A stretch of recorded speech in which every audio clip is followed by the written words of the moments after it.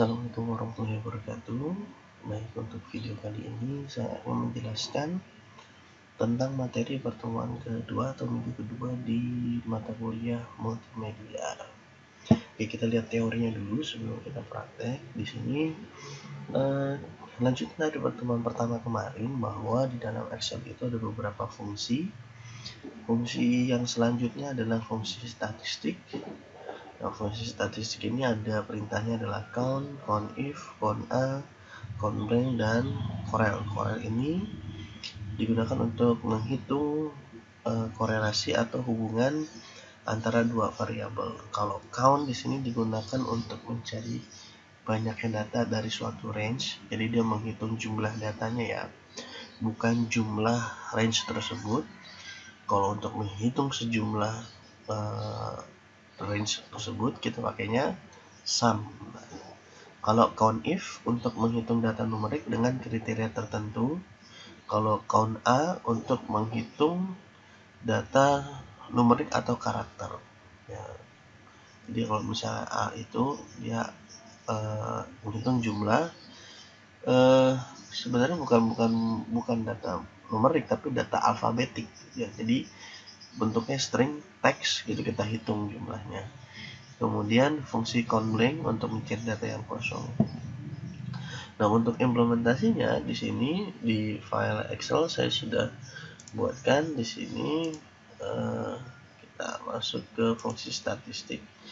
Nah, di sini ada fungsi count,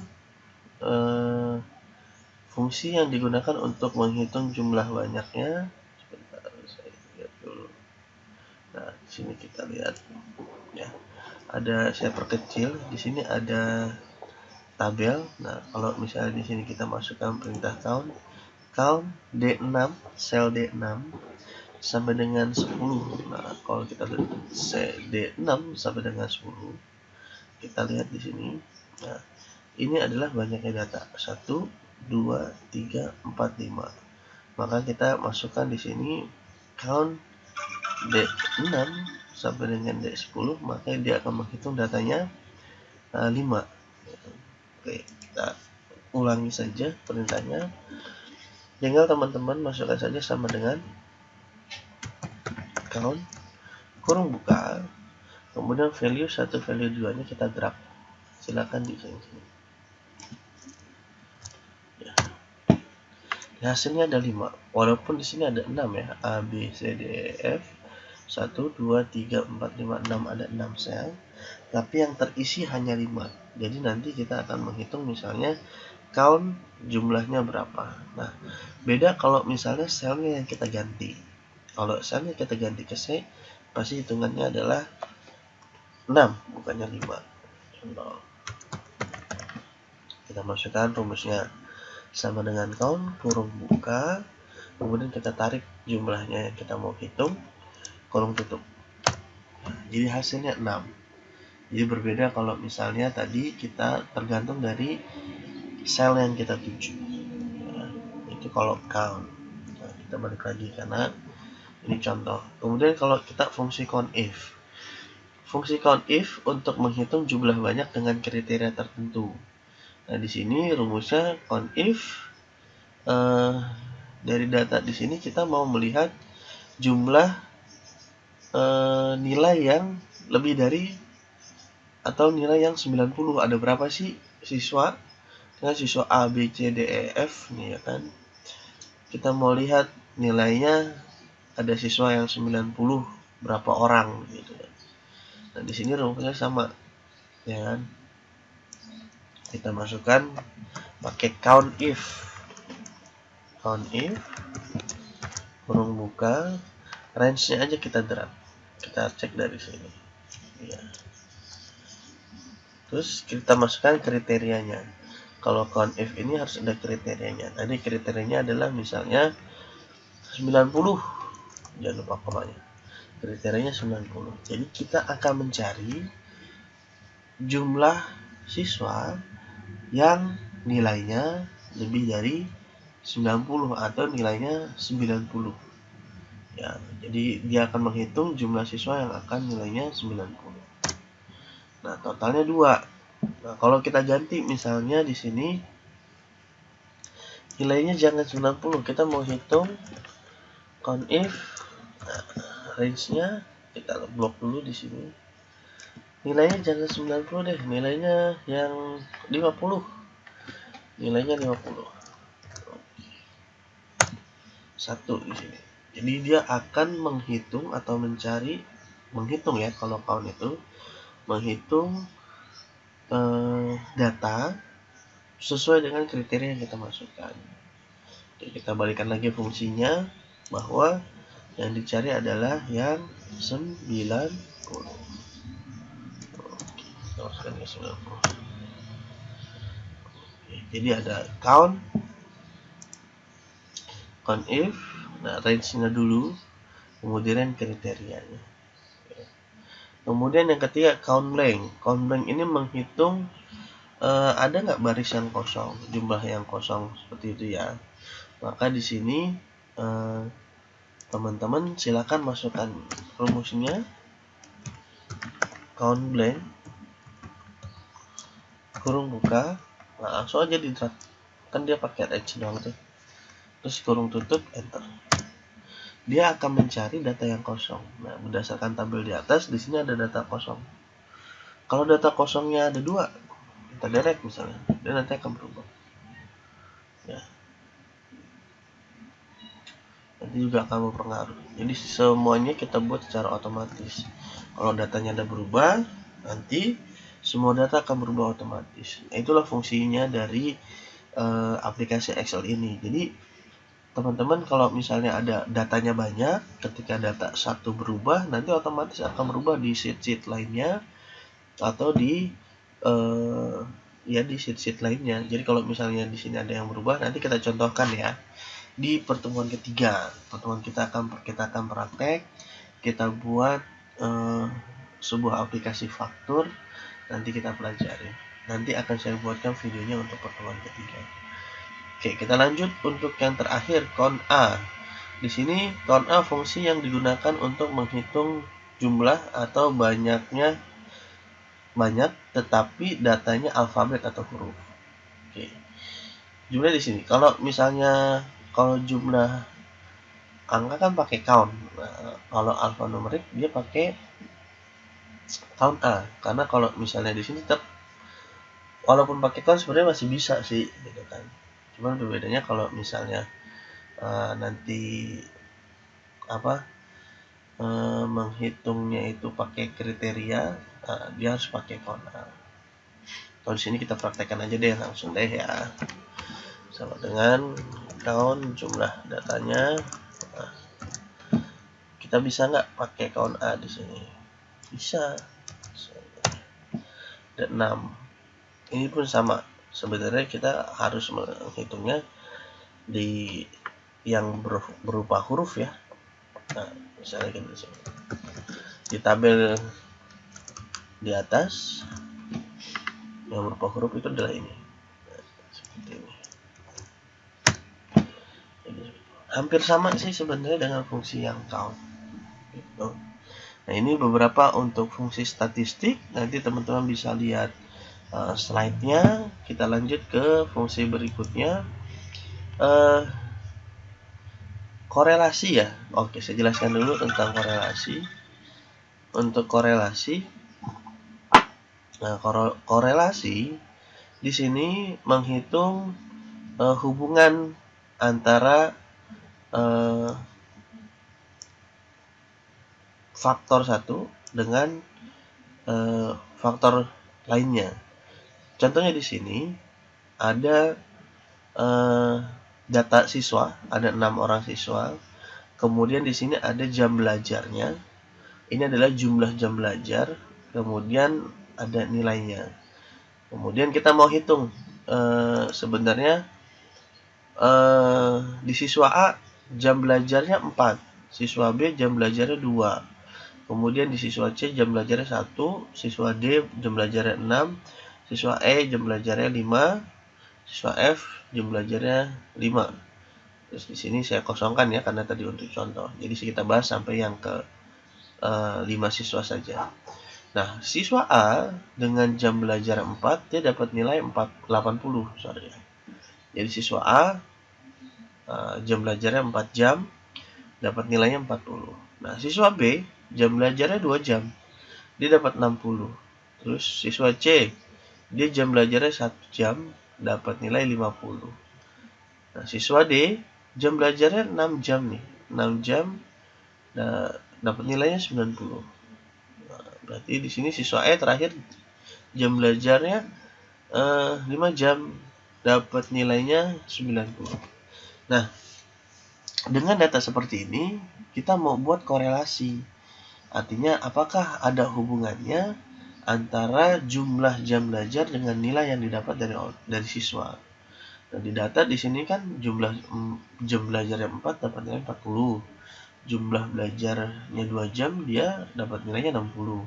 Jumlah belajarnya 1 jam, itu dapat 50. Nah, kita kaitkan hubungannya antara hubungan di jam belajar dengan nilai. Ternyata nilai korelasinya adalah 0,98. Artinya begini, 0,98 itu adalah antara nilai jam belajar, bukan nilai jam belajar, jumlah jam belajar akan berpengaruh 0,98%, itu 98% ya. 98% berpengaruh terhadap nilai. Jadi semakin banyak jam belajar akan semakin tinggi nilainya. Itu nilainya 98%. 0,2-nya berarti bisa saja terjadi tidak juga. Kenapa dibilang ada 0,2%? Karena di sini ada yang 5 jam nilainya 90 juga gitu kan. Kalau saya ganti misalnya nilai jamnya 85, mungkin nanti akan berubah hasilnya. Contohnya. Nah, akan menjadi 0,99%. Jadi akan berpengaruh semakin tinggi jumlah jam belajarnya, maka nilainya semakin tinggi juga. Tapi kalau misalnya saya ganti nilainya, misalnya ternyata di belajar 6 jam tapi nilainya misalnya tetap 40, ini korelasinya akan berubah juga 0,3%. Artinya nggak pengaruh antara jumlah jam belajar dengan nilai. Ini adalah korelasi untuk menghitung adakah pengaruh antara satu variabel dengan satu variabel lainnya. Nah, variabel yang pertama di sini adalah jam belajar, variabel kedua adalah nilai. Oke, kita ganti lagi ya, supaya nanti di sini nilai korelasinya 98%. Nah, ini saya ganti. Oke, berarti ini saya ganti 90 sesuai dengan slide. Oke, jadi seperti itu kalau untuk fungsi statistik. Kita bahas ke fungsi korelasi. Fungsi berikutnya fungsi referensi kok korelasi. Ya. Jadi yang berikutnya ada fungsi pencarian dan referensi. Nah, biasanya sih di sini ada banyak ya, ada address, column, get pivot data, lookup, kemudian hyperlink, index, lookup, match, row, vlookup. Yang nanti kita akan bahas adalah 3 poin, itu vlookup, lookup, dan hyperlink.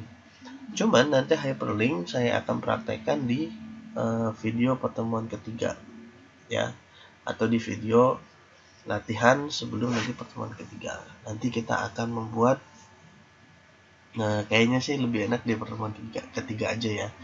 Jadi saya akan buat video tentang pembuatan sebuah faktur penjualan. Nanti kita ada menu-menunya di pertemuan ketiga nanti supaya lebih jelas.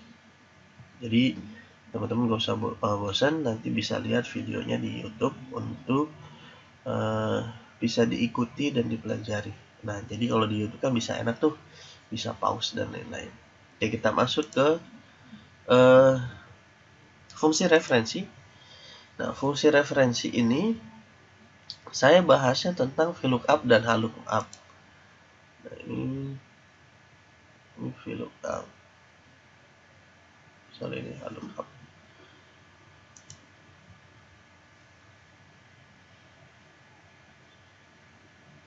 Ini HLOOKUP.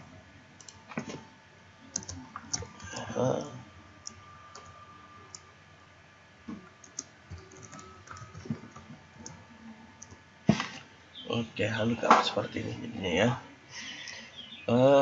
Oke, kita lihat di sini ada 3 tabel ya. Yang pertama adalah tabel barang.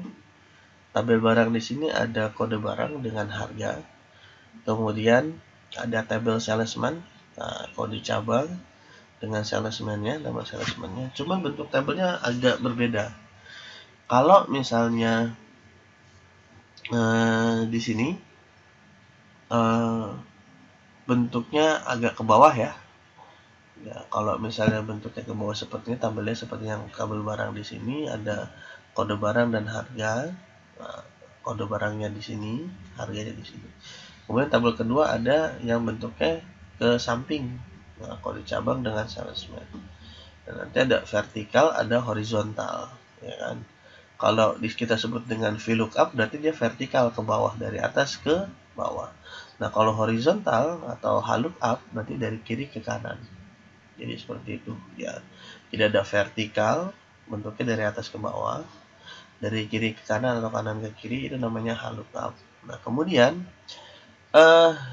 ada kode barang, saya mau mengisi nih. Saya mau hapus dulu deh, misalnya kosongin. Nah, saya mau bikin data kode barang, kemudian harga. Ya. Nah, di sini kita mau ngambil nih, kan ada kode barang LED 32 SUB. Nah, harganya kan, sedangkan di sini harganya adalah LED 29, LED 32, LED 50, LED 29, LCD 29, itu harganya udah ada nih, gitu kan ya. Kita mau cek harganya, mau masukin harganya, terus plus kita mau cek salesman-nya, karena kodenya ada nama barang LED strip 32, kemudian sama kode cabangnya. Nah, di sini kan sudah ada ketentuan nih. Kalau barangnya LED 29 harganya berapa nih? 1.200.000 ya kan. Kalau LED 32 2.500.000, kalau LED 50 5.200.000, kalau LCD 29 1 juta. Terus kemudian di sini ada cabangnya. Kalau cabangnya SUB, salesman-nya Soraya. Kalau JKT Dodi, kalau Yogya Aki. Nah, kalau misalnya kita menentukan harganya karena dia adalah datanya dari atas ke bawah, kita pakai VLOOKUP. Nah, di sini perhatikan VLOOKUP left B13,6. Ya, perhatikan rumus VLOOKUP-nya di sini adalah VLOOKUP lookup value, tabel array, kolom index, sama rank lookup. Lookup value-nya ini yang mau dihitung ya, atau mau dicari. Tabel array-nya adalah sumber tabel yang mau diambil. Kolom indeksnya kita lihat dia kolom pertama, kolom kedua. Ya, ini true or false. Ini rank lookup-nya kalau misalnya boleh true atau boleh false. Oke. Ini saya kosongkan dulu ya, untuk harga. Jadi harga ini didapat dari tabel barang. Caranya gimana? Kita mengidentifikasi dulu, karena di sini kode barangnya adalah membacanya LED strip 29, berarti kita hilangkan dulu yang strip SUB-nya. Rumusnya sama dengan, karena kita pakai VLOOKUP ya, VLOOKUP lookup value-nya apa? Lookup value-nya adalah ketentuannya. Ketentuannya itu adalah kita masukkan, karena di sini cuman 5 digit, berarti kita pakai fungsi apa? Fungsi text ya, yaitu pakai left. Nah, kita masukkan di sini left kurung buka, teksnya itu adalah di B13. Terus kemudian jumlah karakter berapa? Karena LED strip 32 berarti 6 ya. LED strip 32 berarti 6. Kemudian kita tutup. Nah, kemudian kita kasih koma. Tabel array-nya. Tabel array-nya kita masukkan di sini. Kode barang dan harga. Oke. Supaya tidak berubah, kita berikan absolute di F4 saja. Ya. supaya tabelnya nggak berubah. Jadi kalau kita tarik, tabel VLOOKUP-nya nggak berubah mengikuti tarikan. Karena kalau misalnya nggak di F4, nanti biar saya kasih tahu bedanya, dan kita F4 dulu ya. F4 artinya di sini kita pakai rumus absolut, tabel barangnya tidak akan berubah. Kemudian indeks nomornya ini kolom 1, kolom 2, makanya kita 2. Nah, ini boleh false. Kalau true berarti yang mirip-mirip juga boleh, tapi kalau false harus sesuai. Nanti kita pilih false aja supaya benar-benar valid di situ. Oke, kalau udah kita enter. Itu kurang-kurang tutup aja sih. Oke, kalau sudah di sini bener nggak LED 32 itu 2.500.000? Berarti bener ya. Kalau sudah bisa di sini ditarik ke bawah aja. Nah, gitu. Nah, ini yang mau saya katakan, fungsinya dari fungsi si absolute tadi. Kalau di sininya kita hapus dolarnya nih, dia akan jadi masalah kalau misalnya kita nggak bikin absolute. Nah, seperti ini. Di baris pertama bisa, tapi ketika di kebawahin, nah ini ada not available ya, LED 29 ya. Ya, makanya kita perlu yang namanya di sini kita absolutkan untuk tabelnya supaya nggak berpengaruh terhadap yang lain. Nah, jadi kita tinggal tarik lagi, nggak kebaca dia. Oke, jadi seperti ini. Nah, kalau misalnya yang VLOOKUP, untuk VLOOKUP nanti di sini kita mau cari salesman berdasarkan kode cabang SUB JKT Jogja. Kalau cabangnya SUB ada di Soraya, si Soraya. Kalau cabangnya JKT si Dodi, kalau Jogja si Aki. Nah, caranya sama sih sebenarnya, cuma bedanya adalah antara VLOOKUP dengan HLOOKUP saja. Nah, di sini ketentuannya ini saya hapus dulu. Rumusnya tetap kita ganti, berarti karena dia tabelnya adalah horizontal dari kiri ke kanan, berarti kita rumusnya adalah HLOOKUP. Kemudian kurung buka. Nah, di sini lookup value-nya sama. Lookup value-nya kita ambil dari kode barang. Cuman kode salesman itu tergantung dari kode cabang. Kode cabang itu kan SUB, JKT, dan YOG untuk Jogja. Berarti kita ambilnya bukan dari left. Kalau left kan tadi sudah LED strip 32 ya. Kita ambilnya dari sebelah kanan, yaitu SUB, JKT, dan Jogja di sini. Ya kan, berarti kita ambil dari sebelah kanan, kita ambil 3 digit. Berarti kalau kanan berarti RIGHT atau RI.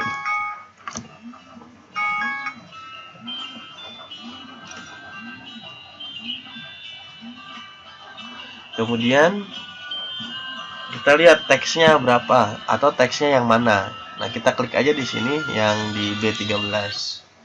Kemudian number karakternya berarti dari sebelah kanan kita ambil 3 karakter. Kemudian kurung tutup, koma. Nah, tabel array-nya mana? Tabel array-nya kita blok aja di sini. Ya kan? Blok. Terus row index-nya. Row index-nya di sini berarti kalau yang horizontal ini 1, ini 2, berarti yang kalau yang vertikal ini 1, ini 2. Nah, kalau yang HLOOKUP berarti ini 1, ini 2. Berarti kita ambil yang berapa? Kita ambil yang 2. Karena kita yang mau ambilnya adalah si Soraya, Dodi, dan Akinya. Bukan SUB JKT Jogjanya kan. Berarti kita ambilnya ini 1, ini 2. Kemudian range lookup-nya kita force aja. Harus exact match. Oke. Di enter aja karena tadi saya kurung tutup aja. Ya. Kalau di sini kita ganti false 2, di sini apa? False.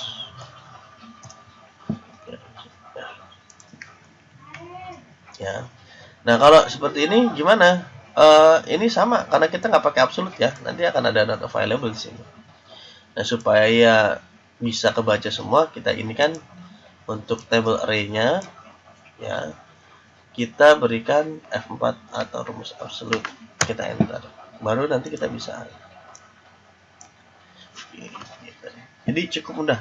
Kuncinya ketika kita menggunakan lookup dan VLOOKUP, jangan lupa untuk menggunakan fungsi absolut ya, untuk tabel yang kita VLOOKUP-kan dan tabel lookup-kan.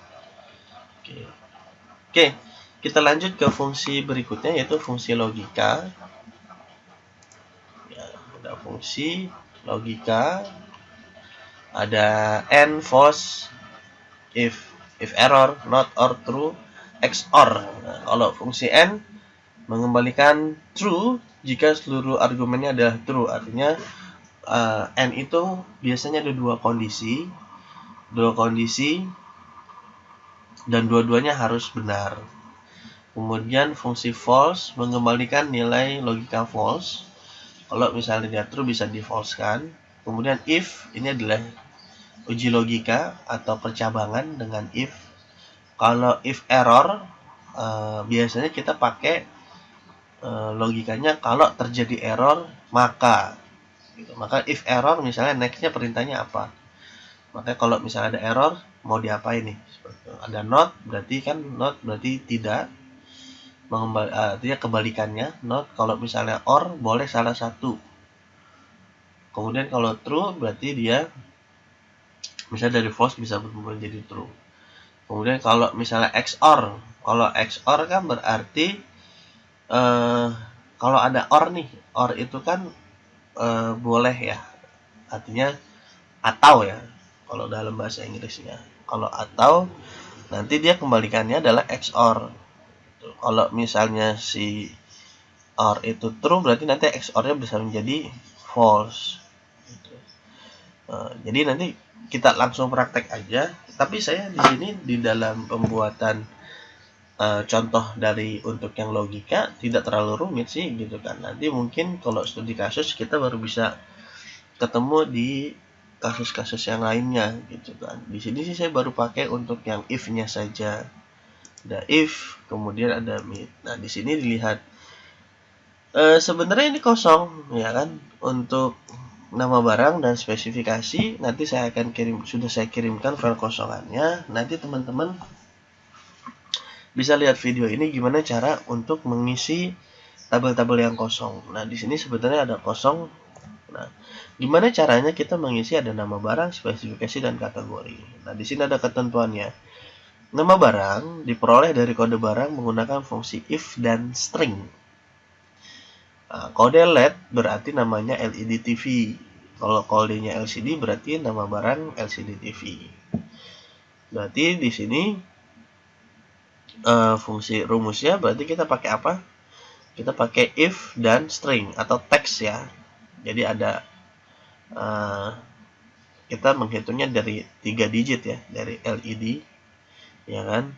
Kemudian kalau LED berarti LED TV, kalau misalnya LCD berarti LCD TV. Kemudian spesifikasi didapat dari ketentuan kode.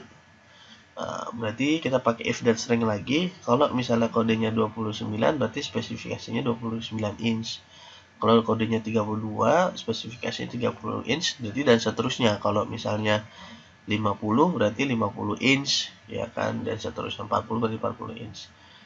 Nah, kemudian kalau kategori berarti didapat dari kalau barang LED TV dengan spesifikasinya 50 inch, berarti ada dua ya.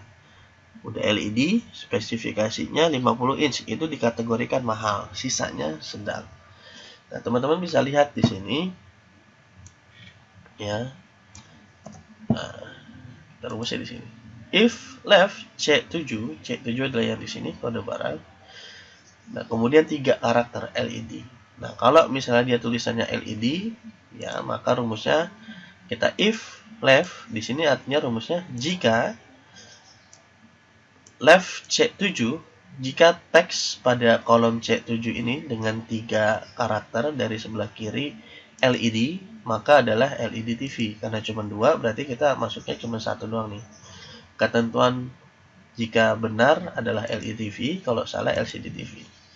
Ya, jadi seperti itu. Nah, tinggal kita tarik aja. Karena kita teks di sini nggak harus pakai VLOOKUP ya. Jadi kita nggak usah pakai fungsi absolute, tinggal ditarik aja. Nanti dia ngingetin. Seperti itu. Nah, kalau spesifikasi, agak panjang sebenarnya. Karena ketentuannya ada 29 inch, ada 50, ada 32 ya. Oke, kita bahas. Di sini rumusnya adalah if mid, jika mid di C7, angkanya kita ambil dari mid ya. Jumlah karakternya dimulai dari 5, start numbernya 1, 2, 3, 4, 5 dari angka 32. Terus kita ambil 2. Berarti angka 32, 29, 50, 29, 50. Nah, kalau misalnya 29, dia 29 inch. Nah, kalau misalnya 32, 32 inch. Sisanya kalau bukan 29, 32 inch, maka hasilnya 50 inch. Nah, didapat seperti ini. Kita tinggal tarik aja. Jadi, saya di sini, teman-teman bisa klik dan pause videonya. Kenapa saya di sini saya tidak contohkan untuk mengetik rumusnya? Durasi video kemarin durasinya sampai 1 jam. Jadi untuk mempersingkat durasi video uploadnya, teman-teman bisa klik dan pause aja untuk melihat rumusnya dan lain-lainnya. Ya. Kemudian di sini ada kategori. Nah, kategori di sini kan ketentuannya kategori dapat dengan ketentuan barang LED TV dengan spesifikasi 50 inch, kategorinya mahal. Nah, di sini karena ada 2 ya, ada kata dan itu kan bahasa Inggrisnya and. Nah, rumusnya juga sama. Jadi pakai if kemudian and. Nah, ketentuan pertama, ketentuan kedua. Nah, karena kita pakai mid, jadi ada ketentuan pertama dan ketentuan kedua. Kemudian kita masukkan di sini kriterianya true or false. Jadi if and, nah, jika, bacanya seperti ini. Jika kode barang, ya, jika kode barang 3 karakter dari kode barang sebelah kiri LED dan 2 karakter dari tengah adalah mid itu misalnya 50 inch, maka mahal, sisanya sedang.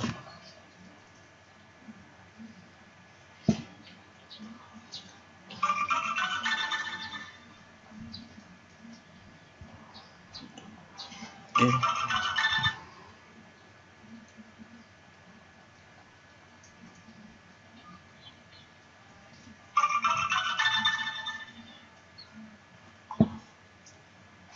Ya, jadi kita lanjut. Jadi nanti ketentuannya adalah kalau misalnya si 3 karakter dari sebelah kiri itu adalah LED, kemudian 2 karakter dari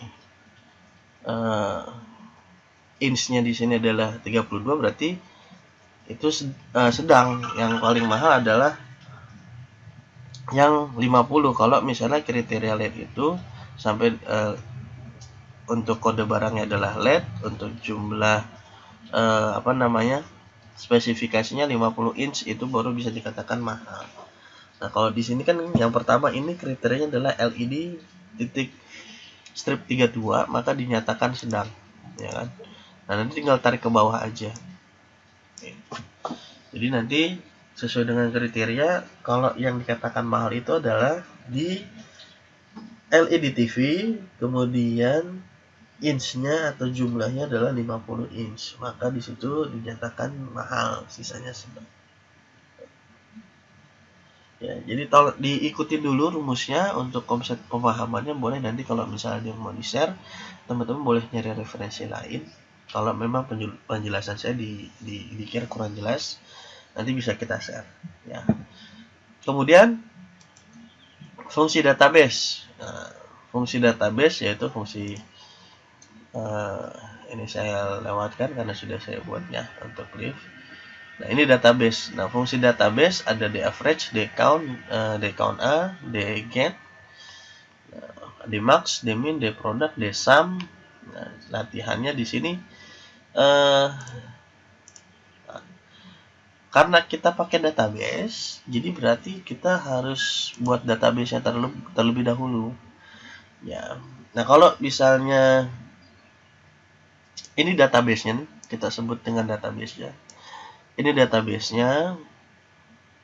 Kemudian kita mau ngambil database dari sini nih. Jadi kita mau memecahkan dari data yang ada di sini di kode pegawai, ya aslinya seperti ini kita buatkan. Nah, seperti ini. Ini adalah latihan yang ada di sini, ya. Yang ada di sini. Ketentuannya ini. Kita cari total gaji sampai jumlah pegawai untuk divisi finance. Nah, jadi dari database yang ada di sini, ini kan ada finance, ada purchasing, ada sales. Ada 3 bagian, finance, purchasing, sama sales. Nah, kita mau cari total gajinya dulu. Total gajinya dari bagian finance itu berapa? Nah, kita pakainya dsum. Ya, pakai fungsinya seperti ini.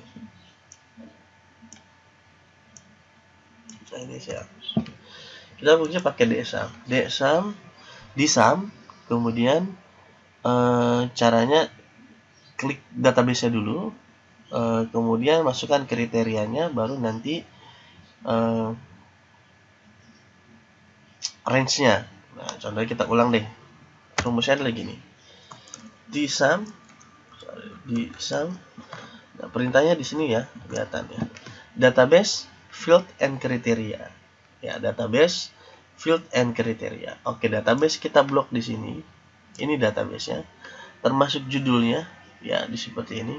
Nah, kalau untuk penggunaan database, ingatkan kata-kata saya bahwa ketika kita menggunakan rumus database, jangan pakai yang namanya merge cell. Tahu merge cell? Merge di sini. Jangan pakai match and center seperti ini atau merge cells. Nah, kalau misalnya teman-teman ketika menggunakan rumus database pakai merge cell, ini akan ngaco nanti hasilnya. Ya, udah fungsinya nggak bisa dijalankan. Oke, database-nya ini seperti ini. Kemudian field-nya yang karena di sini adalah total gaji, berarti kita ambil dari gaji pokok. Oke, kemudian kriterianya. Nah, kriteria kita ambil dari sini, ya, dari divisinya finance. Nah, ini judulnya harus diikuti ya, divisi finance. Nah, kalau sudah di enter saja. Loh, kok nggak bisa? Ininya harus ya. Ini kita kriterianya.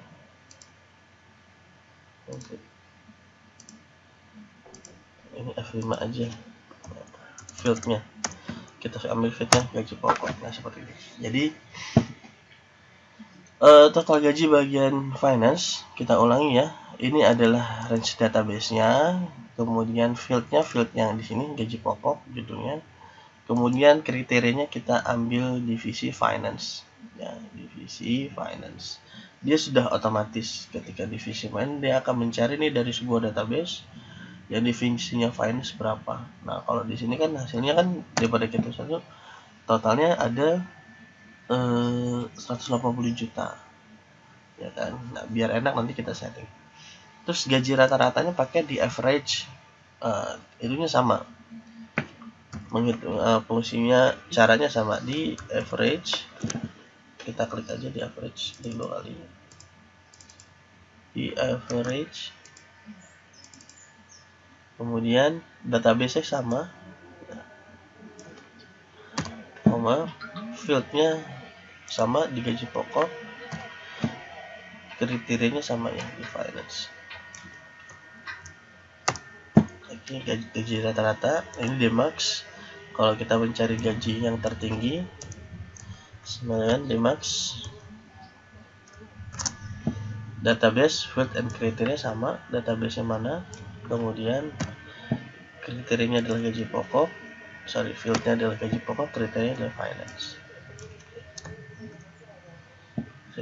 Jumlah pegawainya kita cari dari di sini, bagian finance siapa aja. Nah, berarti decount ya, decount fungsinya sama, di drag dulu database-nya. Oke, sama dengan dcount. Boleh dcount, boleh dcount A. Coba kita gunakan dcount dulu. Oke, database. Field-nya adalah divisi, ya kan? Kriterianya adalah finance. Bisa nggak ya? Nol. Loh, kok nol? Nah, tapi kalau kita pakai dcount A, 3. Nah, ini yang tadi saya bilang fungsinya antara count biasa, ada A-nya di belakang. Jadi kalau count A berarti kita berdasarkan alfanumerik, alfabet dan numerik. Jadi karena di sini adalah teks bukan angka, maka dia nggak bisa kehitung. Karena kalau dcount itu adalah untuk menghitung yang numerik. Nah, kalau yang alfabet seperti ini kita pakai dcount A. Jadi ngitungnya berdasarkan alfabet, bukan alfanumerik ya. Jadi kalau numerik ya pakai dcount, kalau yang alfabet biasa pakai dcount A ya, dcount A. Terus gimana cara yang ke bawahnya di drag seperti ini? Nggak bisa, akan value nggak bisa begitu. Nah, kalau untuk database ini, nah di sini kuncinya. Caranya isi rekapitulasi divisi processing slash dengan cara di sini. Kita blok terlebih dahulu ya semuanya. Kemudian kita tinggal masukkan pilih menu data. Nah, kita klik what if analysis, klik aja di sini ya. Saya ulangi, untuk mengisi purchasing dan sales. Karena ini bantuan atau fitur dari Excel-nya sendiri. Nah, kita di sini klik aja di sini what if analysis. Nah, di sini kan fungsinya dia untuk menganalisis sel yang agak terpisah ya. Nah, try out for use variable for the formulas in your sheet using scenario manager, goal seek, and data tables. Artinya di sini memang sudah ditentukan, dianalisa sesuai dengan database. Nah, kalau misalnya pakai scenario manager ada goal seek, nanti ketentuannya ada. Kita cari yang data table aja karena kita kan pakainya database nih, data table yang ada di dalam contoh gitu. Kita klik data table. Nah, kolom selnya di sini dilihat. Kalau di modul ketentuannya kolom selnya adalah klik input B23. Kalau kita lihat di sini B23 berarti B23 ya, B23 berarti finance di sini. Berarti formatnya kita samakan dengan yang di sini. Jangan row tapi kolom yang kita inputkan ya. Kolomnya di sini kita klik aja di sini. Ya, yang finance ini kalau sudah di off. Nah, kok nggak bisa nih? Column cell data table B23.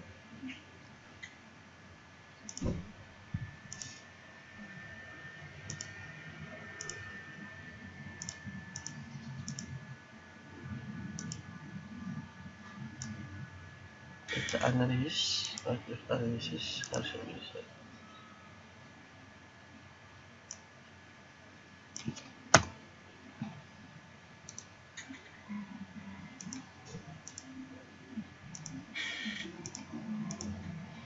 Oke, coba ya. Kita lihat di sini. Biasanya sih pengaruhnya di ini. Input cellsnya 2 di sini. Kita harus kayak gini nih. Nggak bisa juga.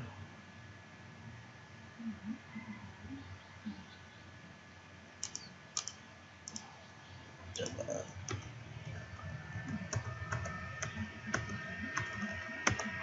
Kalau di sini kita lihatnya table C23, benar sih. Harusnya sudah bisa sih.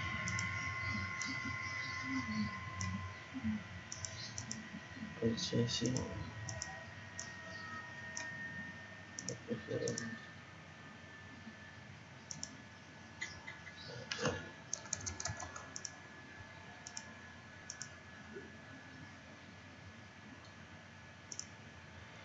Oke, ada kesalahan.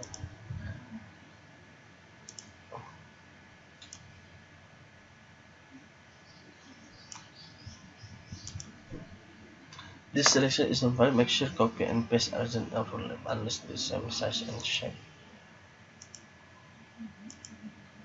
Oke, kita blok yang ini coba ya. Data table. Oke, berarti yang di copy judulnya tidak perlu ya.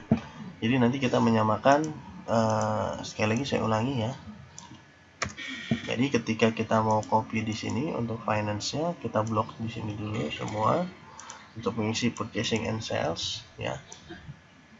Yang di blok adalah di finance and purchasing sales-nya. Nah, ini divisinya judulnya nggak usah diblok ya, judulnya nggak usah diblok. 3 ini kita what if analysis, data table, kemudian kita klik yang di sini di bagian finance, kemudian bukan di row ya, di kolom ya, di kolom tapi bagian finance. Nah, seperti ini. Nah, ini fungsinya akan bisa sama seperti yang ada di atas. Kalau bagian sales ada 5, benar ya? 1, 2, 3, 4, 5, bagian 1, 2, 3, 4. Jadi seperti ini. Saya ulangi ya untuk menghitung. Ini kan finance. Kalau finance karena dia seperti tadi yang saya contohkan, nah ini bagian purchasing. Cukup mudah. Kita blok di sini untuk database yang ada. Judulnya nggak usah ya. Bagian finance, purchasing and sales, kemudian klik what if analysis, data table. Nah, masukkan kolom selnya adalah di finance. Oh, sudah. Oke, semua sudah terisi ya.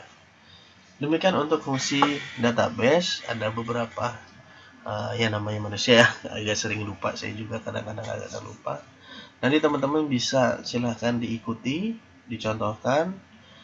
Nanti teman-teman tinggal ngisi aja. Untuk filenya nanti saya sudah buatkan, tinggal diisi dengan rumus yang ada di video kali ini. Oke. Yang terakhir adalah fungsi validasi di pertemuan kedua ya. Fungsi atau data validasi.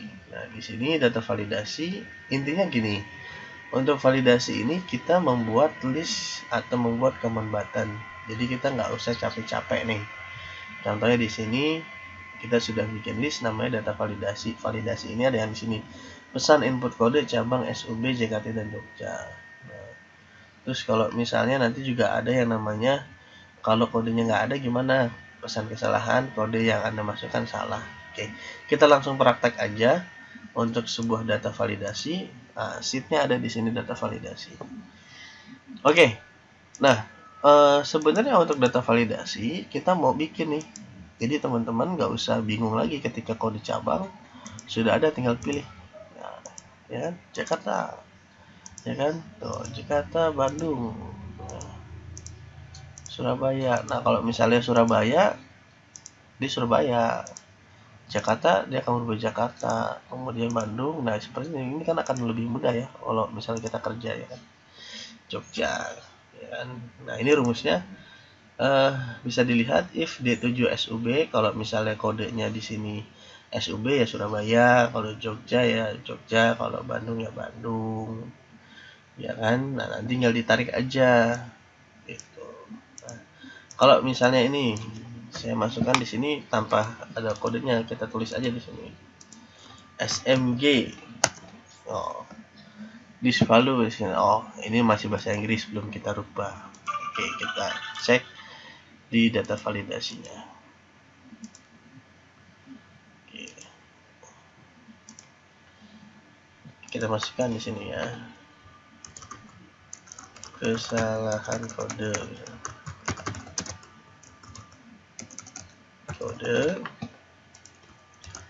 Mohon maaf, kode yang Anda masukkan salah.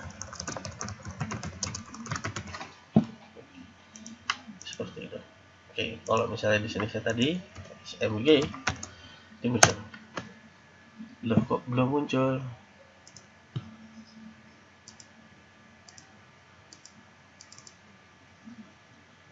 data validasi di mana sih?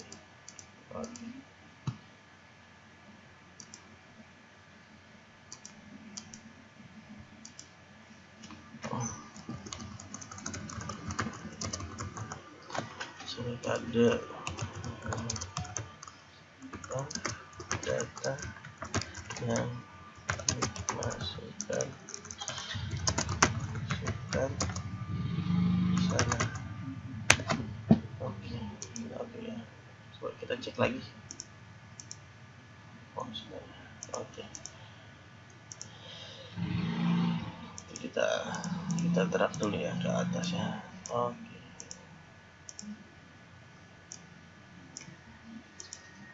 kita cek lagi validasinya. Oke, kalau misalnya saya masukkan di sini SMG, oke begitu. Mohon maaf, data yang dimasukkan adalah salah.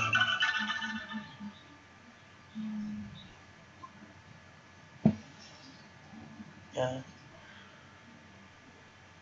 jadi seperti itu teman-teman. Nah, kita buat dari awal sebenarnya validasi itu bagaimana.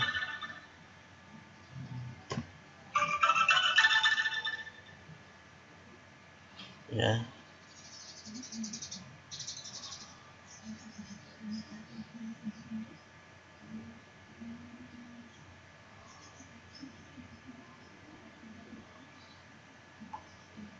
Ya. Jadi teman-teman, untuk membuat seperti ini sebenarnya gampang. Saya buat lagi di sini langkah-langkahnya. Kita masukkan misalnya ada 2 ya, kode cabang.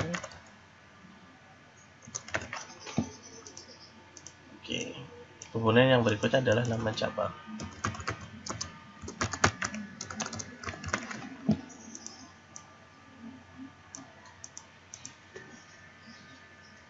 Kode cabang, nama cabang di sini. Karena di sini kita pakai data validation, nah kita langsung aja klik di sini nih, ya kan? Klik cellsnya di sini, kita bikin data validation. Nah, kita bikin data validation, diklik aja data validation. Oke, nah di sini kan ada setting, ada input message, ada error alert. Nah di sini settingnya kita pilih list, ya kita pilih list. Nah ini macam-macam nih, teman-teman bisa whole number, decimal, list, date juga bisa, tapi kita pilih yang list aja.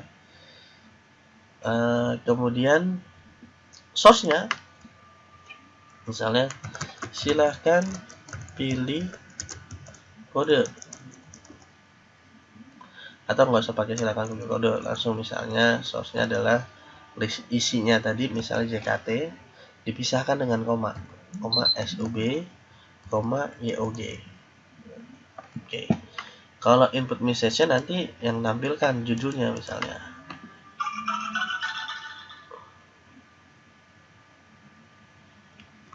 Silahkan titelnya judul misalnya pilih kode cabang. Input message-nya silahkan isi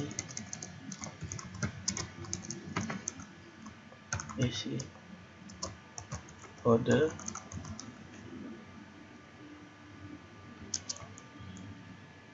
JKT, SUB, sama YOG.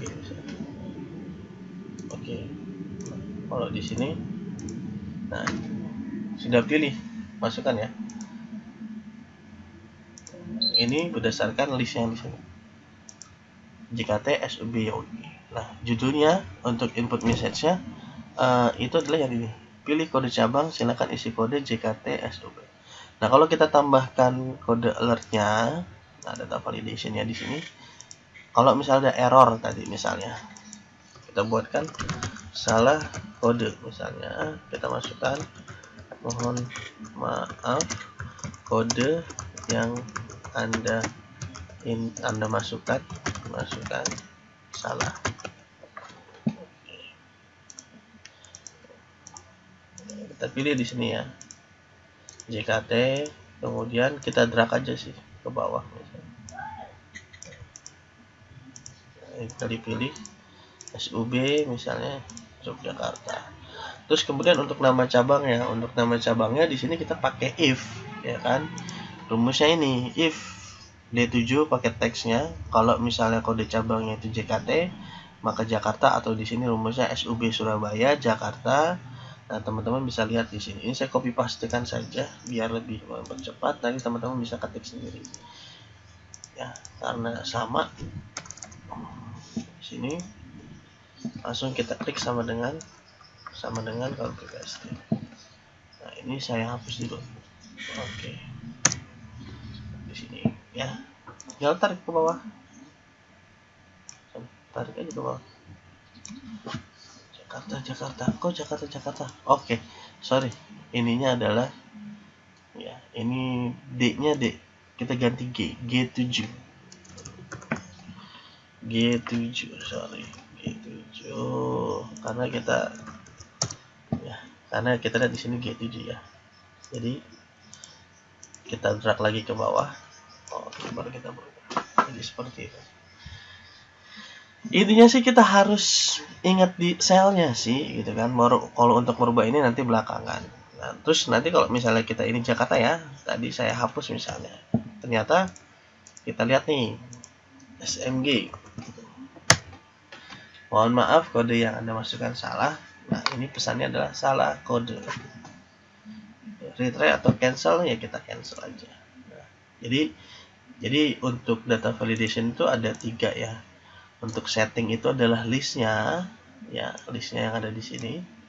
Itu ada JKT Surabaya Jogja. Kalau input message-nya ada di sini judul ya, untuk judul. Terus kalau error, kalau misalnya ada nggak sesuaian di sini. Ya. Oke, itu pembahasan di pertemuan kedua. Mudah-mudahan bisa cukup singkat. Kalau memang ada yang kurang jelas, boleh nanti di japri ya ke saya, atau nanti boleh juga di grup ya, di grup WA. Untuk materinya nanti saya upload di YouTube, nanti saya kasih linknya untuk pertemuan kedua. Untuk pertemuan ketiga dan keempat nanti segera saya upload video latihan untuk pertemuan 3 dan 4. Terima kasih. Saya akhiri. Wassalamualaikum warahmatullahi wabarakatuh.